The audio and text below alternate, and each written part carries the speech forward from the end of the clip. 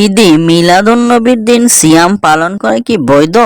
যেমন সহিহ মুসলিম, নাসাই ও আবু দাউদ শরীফ হাদিসে রয়েছে, রাসূলুল্লাহ সাল্লাল্লাহু আলাইহি সাল্লামকে সোমবার দিনের সিয়াম সম্পর্কে জিজ্ঞাসা করা হয়। তিনি বলেন, এদিন আমি জন্মগ্রহণ করেছি। এ হাদিসের ভিত্তিতে রাসূলুল্লাহ সাল্লাল্লাহু আলাইহি সাল্লামের ইত্তেবায় কোনো ব্যক্তির নিজের জন্মদিনে সিয়াম পালন করা কি বৈধ?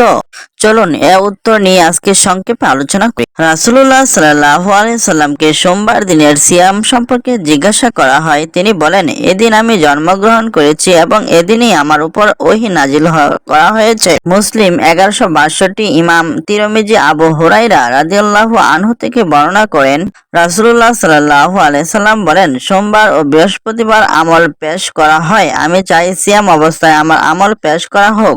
তিনি হাদিসটি হাসান বলেছেন। আল বানী সহিহ তিরমিজিতে হাদিসটি সহিহ বলেছেন।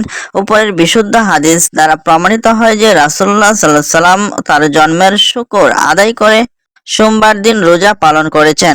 আবার এদিনের ফজিলতের কারণেও তিনি সিয়াম পালন করেছেন, যেমন এদিনেই তার উপর ওহী নাজিল করা হয়েছে এবং দিনেই বান্দার আমল আল্লাহর দরবারে পেশ করা হয়। তাই তিনি পছন্দ করেন তার আমল সিয়াম অবস্থায় পেশ করা হোক। অতএব সোমবার দিন সিয়াম পালন করার কয়েকটি কারণের একটি কারণ রাসূলুল্লাহ সাল্লাল্লাহু আলাইহি সাল্লামের জন্ম। এই হিসেবে কেউ যদি সোমবার দিন সিয়াম পালন করে বা রোজা রাখে, যেমন রাসূলুল্লাহ সাল্লাল্লাহু আলাইহি সাল্লাম সিয়াম পালন করেছেন, রোজা রেখেছেন, এতে আল্লাহর মাগফিরাত কামনা করে, আল্লাহর নিয়ামতের শুকর আদায় করে, ইচ্ছা করে, যেমন রাসূলুল্লাহ সাল্লাল্লাহু আলাইহি সাল্লামের জন্ম ও নবুয়তের নিয়ামত এবং সে এই দিনে মাগফিরাত প্রাপ্তদের অন্তর্ভুক্ত হওয়ার আশা করে, তাহলে ভালো। এটা রাসূলুল্লাহ সাল্লাল্লাহু আলাইহি সাল্লামের সুন্নতও বটে। কিন্তু এর জন্য এক সপ্তাহ নয়, অমুক সপ্তাহ, এ মাস নয়, অমুক মাস নির্দিষ্ট করা যাবে না। বরং জীবনের প্রতিটি সোমবারই সাধ্যমতো সিয়াম পালন করার চেষ্টা করা। তবে মিলাদুন নবী উপলক্ষে বছরের শুধু একটি দিন সিয়ামের জন্য নির্দিষ্ট করা বিদআত, রাসূলুল্লাহ সাল্লাল্লাহু আলাইহি সাল্লামের সুন্নত বিরোধী। নবী সাল্লাল্লাহু আলাইহি সাল্লাম সোমবার দিন সিয়াম পালন করেছেন। হাদিসে এ দিনটিতেই নির্দিষ্ট, আর এ দিনটি বছরের প্রতি সপ্তাহের বিদ্যমান। দ্বিতীয়ত, বর্তমান মানুষেরা যে ঈদে মিলাদুন্নবী পালন করেছে ও তার জন্য মাহফিলের আয়োজন করেছে, এসব বিদআত ও নাজায়েজ। মুসলিমদের আনন্দ উৎসবের জন্য ঈদুল ফিতর ও ঈদুল আজহা ব্যতীত অন্য কোনো ঈদ নেই।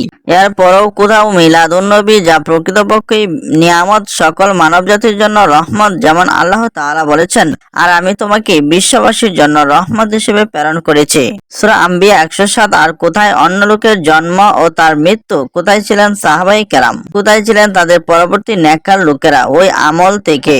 যদি নিজের জন্মদিনের শুকর আদায় উপলক্ষে সিয়াম পালন করা বৈধ হতো, তাহলে অবশ্যই তারা তা পালন করতেন। তাদের কারো থেকে প্রমাণিত নেই যে সপ্তাহের কোনো একদিন অথবা মাসের কোনো একদিন অথবা বছরের কোনো একদিন নির্দিষ্ট দিনে সিয়াম পালন করতে হবে এবং ঈদ পালন করতে হবে।